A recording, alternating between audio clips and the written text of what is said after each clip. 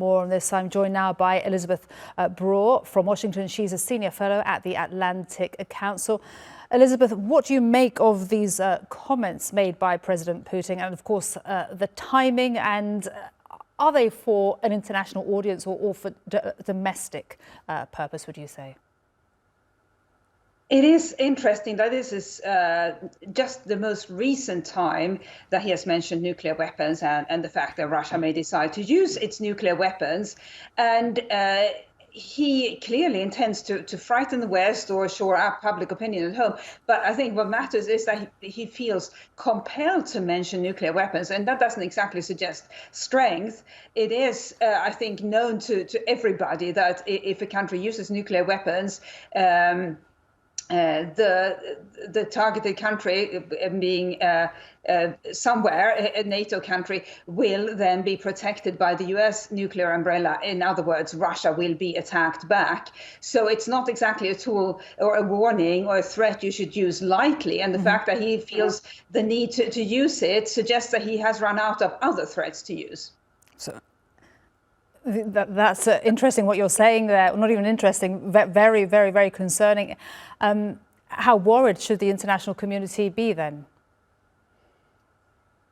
I think this is a game of rhetoric by the Russian leadership. Vladimir Putin is clearly not going to put the Russian population at risk of a Western nuclear response to a Russian nuclear attack.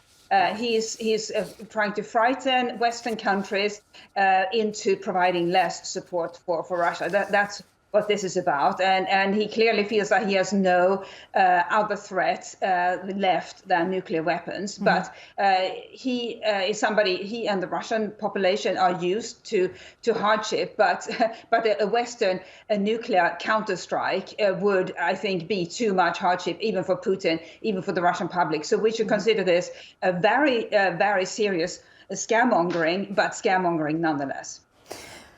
Elisabeth, Putin has also said that he will deploy troops to Finland's border following the expansion of NATO. What does that mean for Finland, even Sweden, which just joined?